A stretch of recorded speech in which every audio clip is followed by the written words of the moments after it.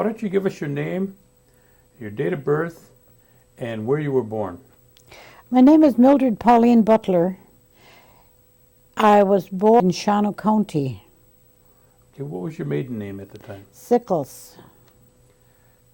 And you were in Shawano County? Yes. Where is that located now? Can you just kind of describe it to me if I want to go there? Well, it's about halfway between Green Bay and Antigo, just off Highway 29 near Wittenberg. Now, before we go any further, I just wanted to kind of ask you, how did you get up that way? I mean, how was your mother up there? My father became very disenchanted with the situation in Oneida. This was in 1912, and he had a chance to get a better job and a steadier position up around Tigerton and Wittenberg, and so he moved his family up there. What kind of work was he going to be doing up He there? was always a woodsman. He was like a saw filer for the lumber mills, and he graded lumber. Oh, okay. So he was basically a woodsman. All right, we'll come back to that. Now I want you to give me the names of your grandparents, as many as you can remember, and also the grandmother's maiden name. My mother was born Caroline Cordelia Peters. Her father's name was Tom Peters, and her mother's name was Jerusha Anton. Jerusha? Jerusha. Oh, that's an unusual name. You probably heard of Dundee. I've heard that before. That was my grandmother. Oh, okay. And her father's name was Simon Anton, and her mother's name was Elizabeth Smith. That's as far as I can remember on my mother's side. My father's name was Abraham Sickles, and his father's name was Peter Sickles. I can't remember his mother's name. Isn't that odd? I don't remember any further than that because they always told us that our grandfather came from France. He came from France when he was a young man. He had a child with him. They came to Canada, and then they came to New York, and then here. But in New York, he met this Oneida lady by the name of Elizabeth Anton also. So this would have been your father or your grandfather? That was my grandfather. From France. Yeah. Now, was he, he was a He's a Frenchman. He was a Frenchman. With He the was a name continental Anton. Frenchman. With the name Anton? No, that was the grandma's name. Oh, okay. What was the Frenchman's name? Do you remember? Peter Sickles. Oh, Sickles was the one that came from France. Mm-hmm. Oh, okay. Okay. Now, So he married second time, and then he married this Anton lady. That's where my father and those people came in. okay. Now, tell me about your dad. I mean, what kind of work did he do? And when you think of him, what do you think about him? You know, what comes to light? Was he a big man, robust, maybe a quiet man? Just kind of what personality would he have? When I think of my father, I think of a very silent person. He was a tall man, probably 6'1", and as long as I knew him, he wore a handlebar mustache. He had coal black hair and he had a red mustache. In those years, I think they didn't have Planned Parenthood, but my parents had 4 boys, then they had 4 girls, then they had a little boy. And as I understood when they were telling us stuff, my grandma Tundi used to tell us a lot of stuff. She said the man, the father, was the person who was responsible for training these boys. And the mother was responsible for the girls. So this is what I mean when I say it about Planned Parenthood, but they had 4 boys first. And my father very seldom spoke to the girls. But my mother was a Carlisle graduate, and she raised her children to speak English from the time we learned to speak, of course. But she and my father always conversed in Oneida. My father was probably a 4th grade person. But my mother, like I say, was a Carlisle graduate. So we could all understand everything. They couldn't. So you're bilingual then? Yes. Now, where was the homestead that you remember? Well, my father moved around. I mean, he moved his family around.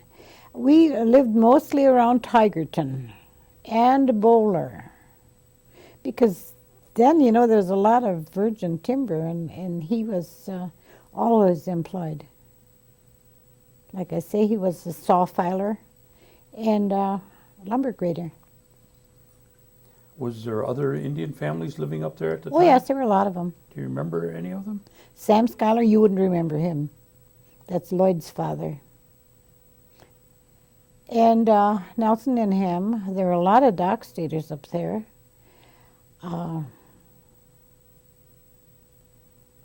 Old Alex Smith, I don't think you'd have the faintest idea who he would be. His name was Alex Smith, but they called him Lizarco. He was a huge, like Man Mountain, you know. He's the kindest person. He's just the kindest man. And because we were so many in our family, the people that didn't have children, you know, they would always kind of take care of us. So my sister Marcella and I, we went by Uncle Liza a lot because he could cook the nicest porcupine meals. We loved it. Describe the house that you were living in up there. Was it all of you at home yet? No, because we were such a large group, the boys were pretty well grown and gone by the time we little girls. Maybe you could tell me the 4 boys and the girls, and then which area you fit in. I'm next to the youngest. Okay, let's start with your brothers then. My oldest brother's name was Alec. He was born in 1900. In 1902, my brother Hiram was born. 1905, my brother Peter came. And 1907, Garfield. In 1910, Will May, my sister. And 1913, my sister Grace. 17, I. 19, Marcella. 21, Edwin. Gosh, your mother was pregnant for 20 years. At least. Well, that's a big family. That was a very big family. But like I say, they're spaced out, you know, and by the time we got into mischief and were ready for school, the bigger boys were gone, because the 4th boy died when he was a baby, Garfield. So the 3 older ones were gone. They worked in the woods with our dad, and then they went out and were on their own before we were even halfway grown up. Now tell me, when you think of your mother, what do you think about? What does that bring to mind? She, like my grandma, I can always look up and see, the first thing I think of is an apron. She always had an apron on, except when we went to church. Oh, an apron. Yeah. Yeah. And I said, and she always had her hair up. I've never seen her with her hair down. But, you know, something like that about your mother. Tell me. Well, I think my mother is a very pretty lady. She was a very small lady. She's maybe 4'10". And she had this kind of hair. She had curly hair. Every other one of my brothers and sisters had curly hair, like my mother. And she loved to read. She was always reading something. Not junky stuff. She read real good stuff, you know. I think this is why Marcella and I, do you know my sister Marcella? It seems like I've seen her. Marcel Paulus. Do you know Matt Paulus? Yes. His mother. Well, it's his mother. That's my sister. I believe he introduced me to her.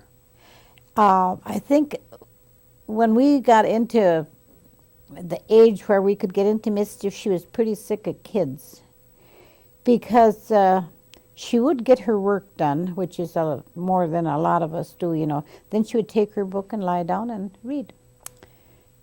We were pretty sneaky, Marcella and I. We'd ask her when she was really, really engrossed in her book, you know, Mama, can we go down by the river and play? She'd, go play now. A few minutes later, Mama, is it okay if we go by the river and play? I said, yes, now go and play. So we'd go to the river. We were not supposed to go there. We'd go way out in the woods and we could hear her hollering and hollering. You told us, then she would tell our dad when he came home. And of course we were always behind. Well, she said, go play. So we got away with it because he would defend us. We were the babies. What kind of a cook was she? She was a pretty good cook. Yeah. She'd do all her own cooking and... Oh, yes. Yeah. Oh, yes. But she also taught us when we were little that we had to be responsible for a lot of that stuff, too. But like I said, my Grandma Tunda used to come by us an awful lot. And you would make bread and she would make cookies and all that kind of stuff. You know, she might stay all winter. So she lived up in No, that she lived area, in too. Oneida. Well, she did. But she'd come up with my aunt.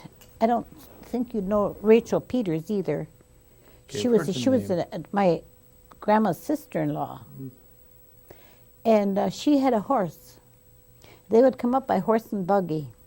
They would leave Oneida and they would stay over maybe by Bonduel or out of Shauna by friends. And then they might go to Gresham. And then about the third day, they would make our place. Then Aunt Rachel would go someplace else, and then Grandma Tunde would stay with us till she got ready to leave. Also, another visitor that we had every year, at least once, was Father Watson. You heard of him. Mm-hmm. He was a person that I think I remember him with the most kindness.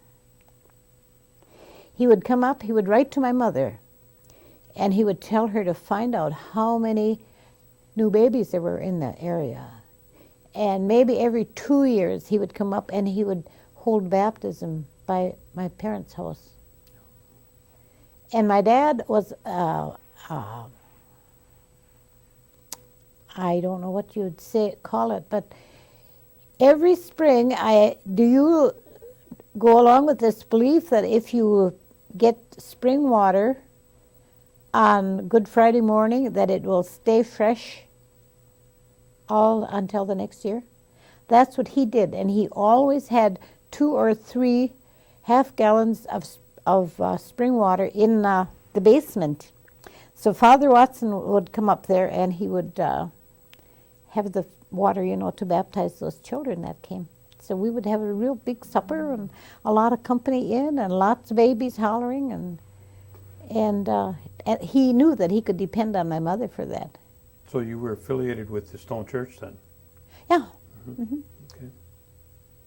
What was a Sunday like at your home? The what? A Sunday. It's good and bad. Good and bad, because my brothers were drinkers. When they were around, it wasn't good. But my father, like us, he was a very quiet person.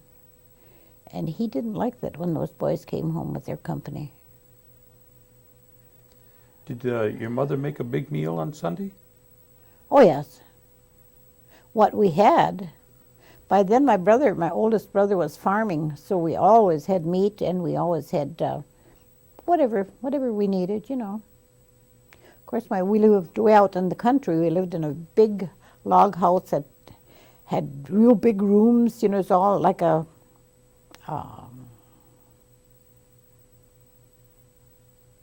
cabin.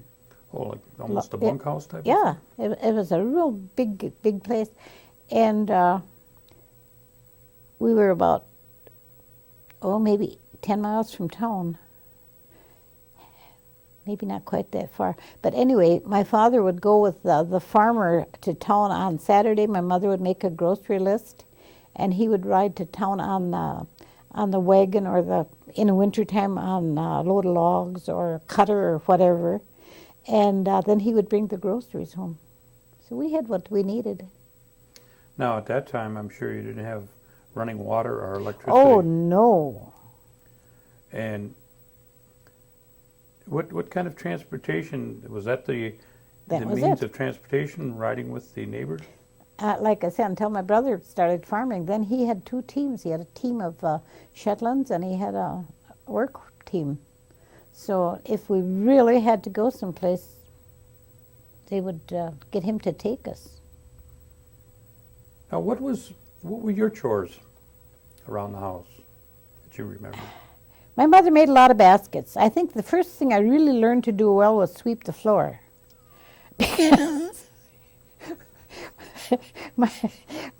my dad showed us how to sweep. You know, you don't take that broom and swing it and see how high you can make the shavings fly. He taught us to really sweep clean. So your mother was a basket maker. Mm-hmm. My mother and my grandma. And was that passed on to you? Oh, yes. So do you still do that? If I have a chance. But who can afford the ash? So if somebody were to bring you some, there's a possibility they could get a I'm basket trying now to get this lady over at the museum to get a basket making thing going. I said, when she gets that organized, I said, I would like to be the first on the list because I know the basics. I remember the basics. I haven't made baskets since my youngest boy was about 4 or 5, and he's 43 now. So I haven't done any of it. But those things you don't forget. What would it be possible if we got the material for you? Would you come in and be willing for us to videotape for you to do a demonstration? Well, certainly. Okay. My sister is very much interested in this too. She makes them also. Then. More so than I. Where do you have an outlet for them? I haven't really gone into that. I used to make Easter baskets for the kids, and then when my mother was alive, I'd make these shopping baskets and market baskets, and she would bind the top, and my dad would carve the handles. So she always had an outlet. Right now, I'm into quilts. I'm the one that made the daycare center 40 crib quilts when they opened. 40? 40. How large are they? Just about as large as that blanket, or? No, bigger than that. Well, they're 45 by 54. Oh. They're big. They're big enough for me to cover with, because I got one with wool on the couch. And Why? I make kings and queens and doubles and singles, but mostly crib quilts because this reservation is really fruitful. I tell you, I can hardly keep ahead. The other day, I was going to take some quilts up to Our Lady of Charity. I had permission to go in there to sell, you know. And one of the teachers at school came by the car as I was locking the car, and she told me, she wanted to know what I had in the car, and I said, I had quilts. And she said, why don't you bring some in? I sold almost $400 worth of quilts that morning. Oh my stars. I had $1,050 worth of finished quilts in my car. Have you got any left? Oh, yes. Did you bring some along? I could bring them anytime. I got orders like you wouldn't believe. We'll get back to that as we go on here. Okay, at the time, you're living up in Wittenberg. And when do you remember going to school? I was 7 years old. I was 6 years old, and they took me up to the mission at Wittenberg. Well, I was a big crybaby, and I cried for 2 weeks, and they took me home. The Okay, next so you stayed right there. Yes. Okay. They took us there the 1st of October, and we stayed until the last of May. We stayed at the mission school. The next year, she very firmly made me understand that I was going to stay there, which I did. I stayed there until I was in the 7th grade. And then that was during Depression, and it was really, really, really bad. And my mother had also gone to Wittenberg to school. And so Mr. Jacobson, the principal at the time, wrote to my mother, and he said, Caroline, I remember her reading that letter. She was so mad at him. He said, your husband is working. He said, there are so many children who have nothing. He said, would you consider taking your girls home and putting them in public school? So that's what she did. So I went to the mission until I was in 7th grade, and then I went to public school. So at that time, the parents had the option of either putting them in Indian boarding school or public school, is that correct? Yes. Now, how far was this, the mission from where you resided? Oh, probably 25 miles. We could run away, if we wanted to. My sister did. But Now, I liked it. What was it, a Catholic mission? No, it was a Lutheran, run by the Lutheran How many churches. Indian people would you say went to school there? Well, we had between 80 and 90 girls, and we always had between maybe 50 and 60 boys. So there was other Oneidas as well as other Oh, many. different kind of Indians there. There were a lot of Winnebagos, and there were very few Potawatomis and some Chippewas. But it was mostly Winnebagos and Oneidas. And that was what years again? Oh, gee, let's see. Probably from 25 to maybe 31. Now you said earlier that I think it was your father that made a good soup. What was that, porcupine? No, that was this other old man that lived out there. He didn't have any children. His name was Alex Smith, that Lizahko. He's a Oneida? Mm-hmm. And tell me about the things that he would cook then? Well, the thing that I remember him cooking was the porcupine. He could fix that porcupine and make it taste, so delicious. I had a bar and grill up north for about 7 years, and there was another kind of a youngish person that asked me if I ever ate porcupine. I said, not in yours, but I said, as I remembered it, I loved it. He would bring me little baby porkies. One I would roast and the other I would barbecue. My customers were just nuts about it. I'd put it out, free lunch. Well, did your folks do a lot of, I'm sure that they had cattle or the horses? No, they never had horses. My brother had a farm. He had horses and cows and pigs. Well, you my must have had father- a garden, though. Oh, definitely. And did they do any kind of fishing or hunting? Fishing. But for some reason, my dad wouldn't have a gun on the premises. Now, you talked about your dad being a quiet man. Where did he, and then you mentioned that he was disillusioned with some of the things that were going on around here, and he moved up to Wittenberg. Mm-hmm. Tell me about that time. What That was before my time. But 'cause did my he ever sis- tell you any stories about it? A little bits and pieces, My grandma was married 3 times, and I think that that had something to do with taking my mother out of the area, too. Oh, so it wasn't anything political then? No. Just a No, yeah. personal situation? Yeah. I see. Well, when he was down here, where did he reside? Did he reside with his parents? or Someplace over towards Seymour, Seymour. because I had that researched about 10 years ago, and it was over towards Seymour, on the edge of the reservation over there, that he had his property. Now, that would be your dad's My father? dad. My dad, Property? my father. Okay, that was on the edge of Seymour. Hmm. All right, where would his dad's property be, your grandpa?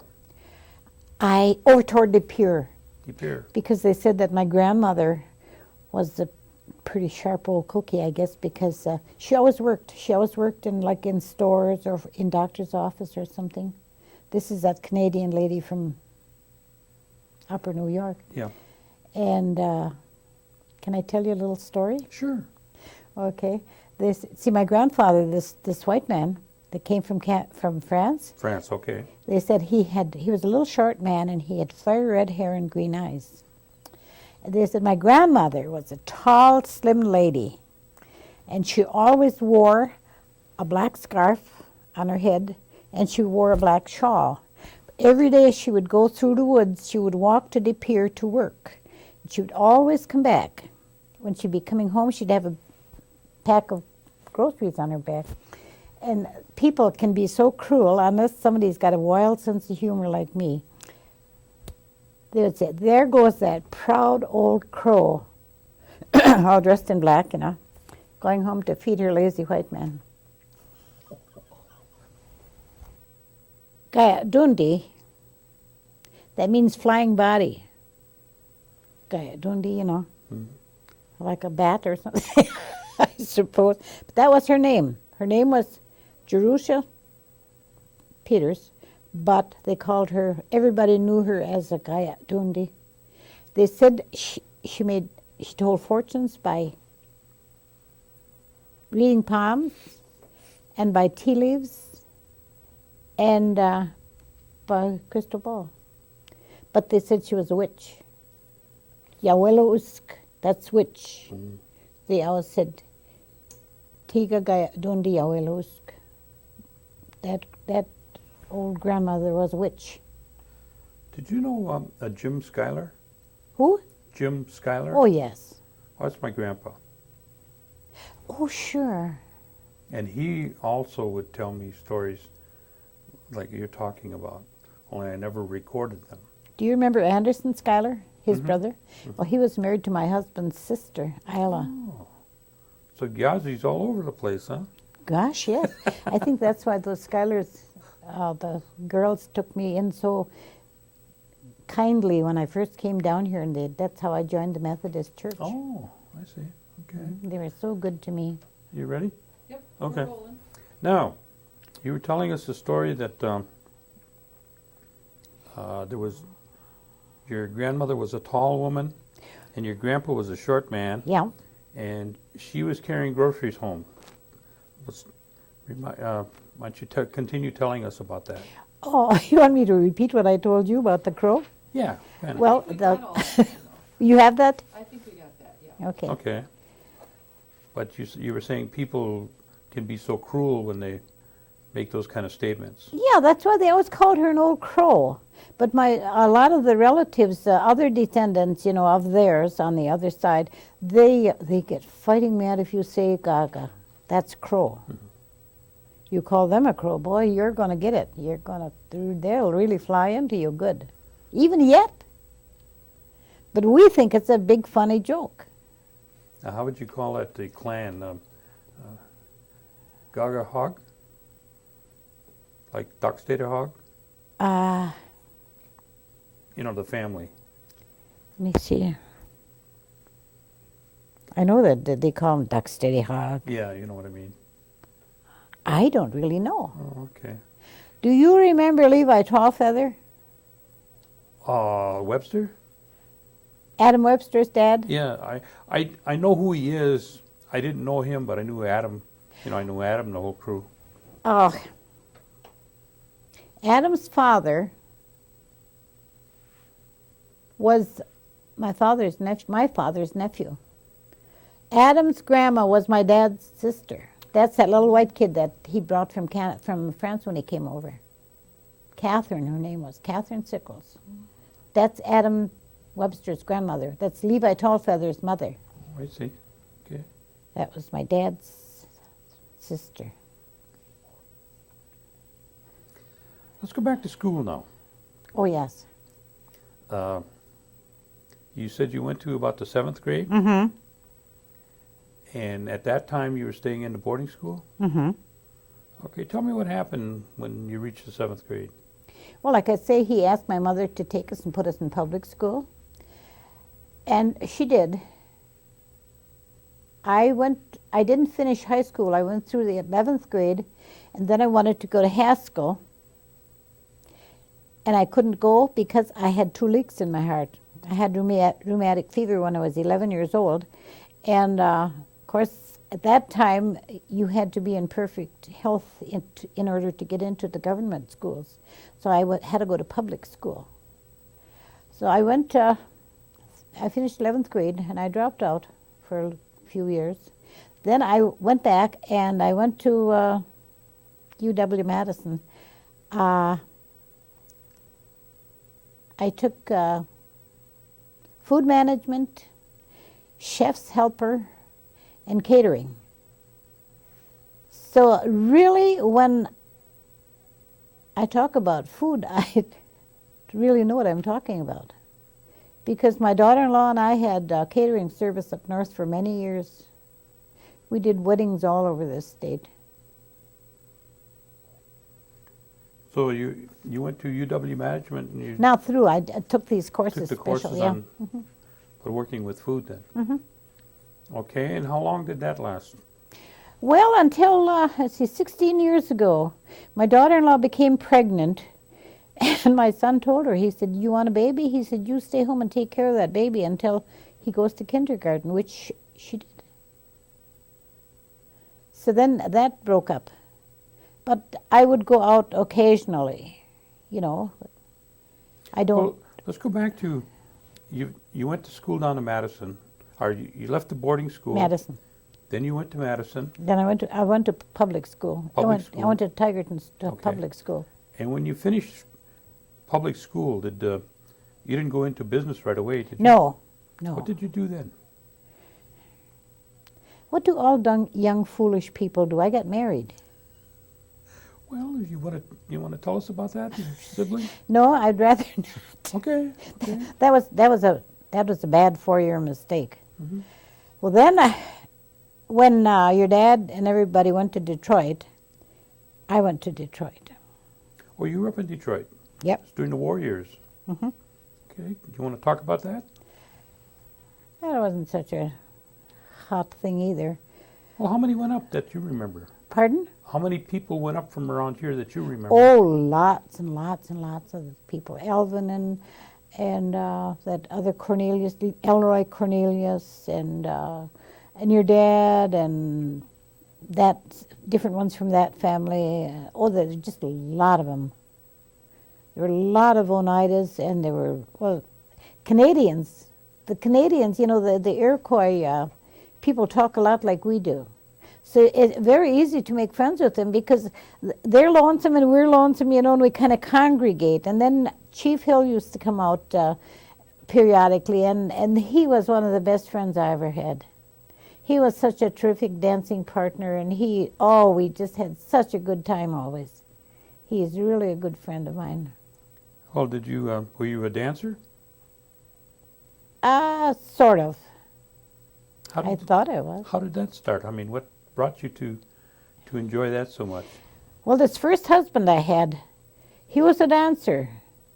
And the only way I could defend myself was learn to dance, so I did. So Well, you know, when Norbert Hill, Chief, had his heart attack, they said that he died on the dance floor. Right, right. I was just thinking about that when you Yeah. mentioned it, yeah. At the same place that we used to meet when I was working in Detroit. Is that right? Yeah. Now, where did you work in Detroit? Now, what kind of work did you do? I don't even remember the name of the place, but it was, we were doing some wire spooling. I was only there about 8 months. Like I said, I was a big crybaby, and Christmas time, I always had to come home to my mother. And first thing in the spring, I was gone again. I could get a job any place, you know. Really, I don't have a problem now. If they bounce me out of over there by Julia's, which I'm afraid could happen, as I understand, they're going to start serving meals to these battered women or from these women from the shelters. As I understand, they will be serving meals to them and their children over at Our Lady of Charity. And I have a friend there, and she said, anytime I want to work, come on over. So really, at my age, you know, I wouldn't have any problem. So anybody that says, I can't find a job, they're not looking. That's true. That's true. There are all kinds of jobs out there. Now, you went from working in Detroit, and those was during the war years. What happened then? Well, I came back to Tigerton by my mom and dad the day after Pearl Harbor. That's a long time ago. The next month, my sister died. She was married to Mal Smith, Oh, okay. Grace. She died in January. Well, then it's getting kind of towards spring, you know, and I was kind of feeling my oats again. And I was supposed to go and work in Minneapolis, but I fell in love. And then in June, my mother passed away. She had a bad heart attack, so I didn't go anywhere until the following January. I married this man. And his name? His name was P Butler. And I was married to him for 43 years. Did you have any children with your first marriage? I lost 3 children and I adopted 3.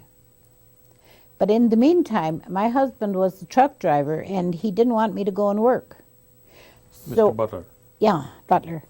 He didn't want me to go away from home. You know, he wanted me to be there when he came back. So I took foster children. We had 26 foster children through the years. Oh, my stars. And you were still living up in the Taggart area? Yeah, around Bowler and in that area. 23. Oh. So when you have a gathering, you must have a pretty big family that comes back, huh? We don't need any guests. We're a crowd by ourselves. Yeah. Wow, that's I'm having fantastic. 20 in for Christmas dinner this year Are you really? Where are you living now? in Green Bay. Oh, you're living in Green Bay. Okay. Okay. You started, you had 3 children that you lost, and you had 3 of them that you adopted, and then you begin to take in foster children. Well, it didn't leave you much time to work out. Like I say, too many children make you goofy. At least that's my excuse. And so when did you have time to start your bar and grill or your Oh, that restaurant? was only about 20 years ago I went into that. Okay, and by then all the children were Yeah. gone. And you were still up in the... Tell me about that. How did that come about? I was always working. I was always either cooking in a supper club or attending bar someplace. And this little place was for sale, and this real estate man was a very, very good friend of ours. And he said, Millie, why don't you take that place over? And he set everything up for me, and I went for it. By then, my husband had a series of heart attacks, and he had to retire at 57. So he thought that would be okay, too. So I worked until I went down to 122 pounds. And then he had another series of heart attacks, so then I took him back to the farm. And was he from up around Taggarton area? Mattoon. Okay. So then you ran the what was it, like a little lunch place? It's a bar and grill. A bar and grill. And you ran that for how many years? 7. 7. You mentioned your daughter was in it with you for a while? My daughter-in-law. Your daughter-in-law. Yeah, that was good. That was really the money-making project because boy, we went all over. We went to Milwaukee and Madison and Stevens Point and up north and Green Bay, all over. That was the catering part, is Yep. it? That was really the moneymaker. And then, after you got rid of the bar and grill, then what did you do? I stayed home and took care of my husband because he was so terribly, terribly, terribly sick. Then after he died, didn't really do much of anything until I came down here 7 years ago because my second son was living here in Oneida, What's his name? Jerry Butler. Okay. And they wanted me down here. He didn't like me being up north by myself. So I came down here and I've been back and forth, always. But really, like I'm saying, I could get bounced off from working by Julia Why do you say that? because I'm there under false pretenses. I don't know if I should go on with this part. Someone told me, put the maximum allowance that they allow for hiring people. Mm-hmm. I'm not destitute by any means. Oh, So I you're put that saying down. Your income might be too big. It is too high. Well, it'll only be too high if you tell somebody. I'm not telling any. I already put that down. That's right. So I don't have to worry. Like I say, there are jobs out there, Well, and I'm not. I don't think I'm old enough to sit home in a rocking chair. Well, I don't think you have any need to worry either that they're going to get rid of you. You people are too valuable. There's not enough of you, and We got the most beautiful card from the teachers this morning. They bought us a big poinsettia for each of the dodos. Mhm. And they sent the most beautiful cards, each one with a personal message. oh, that's good. How long have you been with the program? Only since the beginning of the year. Oh, you got a year's time in just about, Mhm. huh? Let's talk about the program a little bit, because if somebody doesn't know what's going on, they might not know what you're talking about. Okay. Let's talk about what she's doing. Okay. Now, you see, I couldn't hear a word she was saying. I could hear her voice, but I Yeah. couldn't understand the thing she's saying. Millie, why don't you tell us the program that you're working in? Explain it to the people that will be watching this. You're working now in what program? I'm working at the foster grandparents.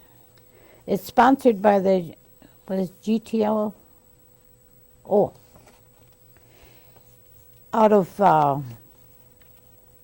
Lac du Flambeau. And right now I am working with the kindergarten group. When I went to work there, I told my supervisor that I would like to work with probably the third graders to help with the reading. But I think they want me where I am. Because I work very well. Well, this other lady and I work very well together, and we really, really, truly, I can say, put out a lot of work for those ladies. Who's that? Who's the one that you work with? Mrs. Sheedy, Mary Sheedy. Oh, Mary. Okay, sure, I know her.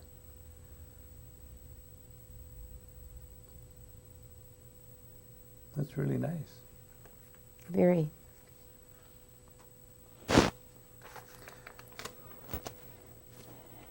Oh, Millie, we're going to wrap this up in about 5 minutes.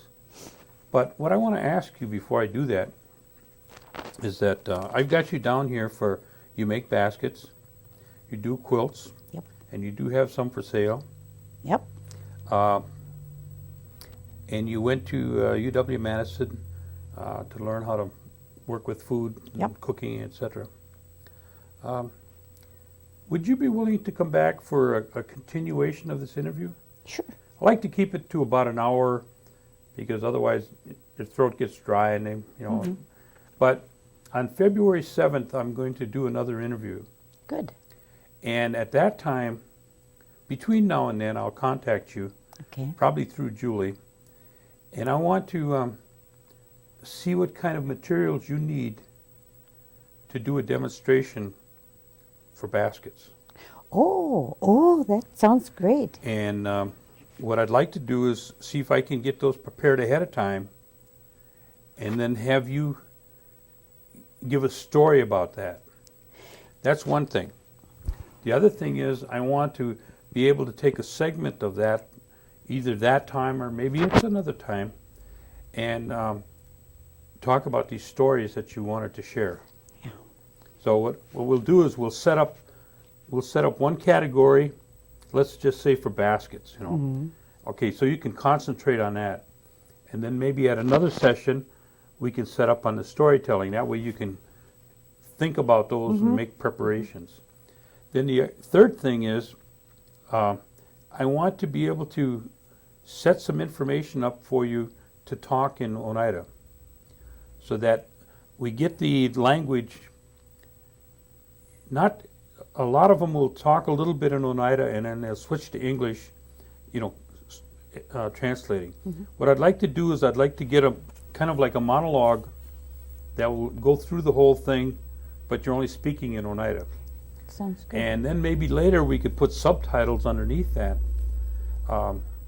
But, you know, so people can hear the flow of the language being spoken as opposed to, you know, study kun. You know, it's just a short, but I'd like to get the whole, you know, come on in, sit down, have something to eat, that kind of thing. Nothing out of those little learning books. Well, that's all they got right now, Yeah, but you know, that's we what I mean. need to Yeah. expand on that, and I'm wondering if you'd be willing to do that. Well, sure. Okay. Give it a try. I was going to say, do you have any idea where they buy the ash?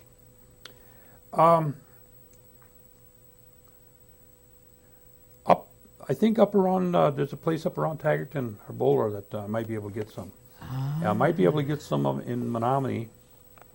And They have to have black ash. I've got, what do you feel is a recommendation that you would give the youth of today? Looking back on the things that you've experienced, what kind of recommendations would you make to them? Let's say you're talking to your grandchildren or somebody else's, well, even the kids that you talk to today in school. My grandson worked at the casino for 5 years, and he talked to me. I felt so good. He talked to me the other day, maybe 2 months ago, and he said, Grandma, he said, I'm going to quit that casino. I said, how old are you? He said, 24. I said, Justin, I said, now is the time to do it. I said, find something that you really enjoy doing and that you know you would like to learn to do well. I said, then stick to it as long as you stuck to the casino. If you don't like that, find something else. I said, but by the time you're 35, you should know what you want to do. I said, because if you get beyond that and you're jumping from job to job, nobody is going to think you're dependable and they won't want you. That's what I would tell them. Okay. Now, have you seen a lot of changes in Oneida from the time that you were moving and, you know, living up in Sean County? Taggarton and coming back and visiting on occasion? Or has things pretty much progressed around here the same way they did up in Taggarton and Bowler? Oh, Lord, yes. My father would turn over in his grave if he'd see those stoplights. I think yours would too. Or your grandpa would anyway. 'Cause Well, I don't you know- ask anybody who their parents are anymore. I ask them who their grandparents are. Yep, same here. I guess that is a pretty prestigious situation when we get a stoplight And the on the reservation. homes. when you talk about the living conditions. Now, my grandma was telling, I can remember way back when she was telling us, she said that they lived in shacks around between De Pere and Oneida and all around, you know. And she said that if they had a good neighbor that they really got along well with, they kind of adopted each other. She was telling, she said one time they only had one good coat for a girl and one good coat for a boy. She said it would be tight on some big kids and maybe loose on somebody else. But if somebody died, I want to put my card back in there. If someone died, then they would borrow that coat back and forth. Or if somebody shot a deer, they would divide that meat evenly, equally. Or if somebody was fortunate enough to raise a pig, they would divide that pig. Or whatever they had, they would divide. I said, that is one of the things that I think is obsolete. You don't see people dividing stuff up like that so much anymore. Well, I think it happens, but I think it happens on more of a private nature, and I think it happens along certain family lines. It's possible, but I know a lot of people who are so selfish. They'll throw food in a trash before they'll offer somebody else. Yeah. But I told my kids and my grandchildren and my great nieces and nephews, don't ever throw anything away because somebody else can use it. If it's at all usable, pass it on. All right. We're gonna stop for today, Okay. and there you go. Because there's some My other card. stories. There's some other stories that I want. Born very, very handicapped. They said he would never grow, he would never learn to read, he would never walk or talk. And my granddaughter had him in Madison, she had him in Marshfield, she had him in Milwaukee, Green Bay. They said they couldn't do anything for him. So, 2 years ago, when I was living over on Fish Creek Road, this Bob Brown and some medicine man from Canada and some other people from around here, this little boy is part Menominee, a quarter Menominee, and these Menominee people had no place that was big enough to have a gathering. So they asked me if they could come to my house, and of course I said, I don't understand this, but I would like to. If I could help this child in any way, I will do it. So they came out to my house, and they had a tobacco burning ceremony, mini powwow and a tobacco burning ceremony. And he's going to school. He can run, he can climb, he can fight, and he can dance. He's 5 years old, and they're potty training him. They said he would never learn to control. They've just done wonderful things, and I think I put it all to faith. Well, they say that's what it takes. You got to believe. Absolutely. Yeah. That's the one thing, too, I wanted to talk to Bob Brown about. Because when they came to my house, do you know that one day I could talk to anybody? I could speak Oneida as good as these old folks. But usually I don't converse in my own language. That day I could talk to anybody, and those Menominees were flabbergasted. Millie, I didn't know you could talk Indian. I said, I always understood, which I did. That day I could speak. Maybe that day you begin to believe Faith. stronger. That's right. That's right. Okay. Every time I see that little boy, Yeah. I'm so thankful. February 7th then? Fine. Good. That's on a Thursday. Yeah.